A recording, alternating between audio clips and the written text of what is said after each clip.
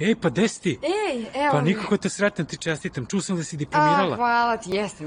Čekaj, gde si zaposlila sad? Evo me, radim ovde bukvalno na ćošku ovom preko puta. U ovoj novoj dijagonalno. klinici privatnoj.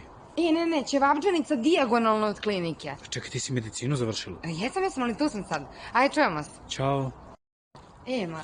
Bre, kako je bilo na poslu danas? Znači, iskreno, sve su neke šifre, čoveče Bože. Kakve šifre u ćevabdžinici, čoveče Bože? Pa ne, došla neka dvojica danas i rekli mi 2 puta 10 upola s lukom. Dobro. Ja uzela ono 2 polovine hleba, po 5 ćevapa i donela im. Kad su oni krenuli na mene, znači cijela ćevabdžanica, čoveče Bože, ne znam da si ih čuo uopšte. Znači, ja ovako sad stala kao ona ne zna osnovne stvari.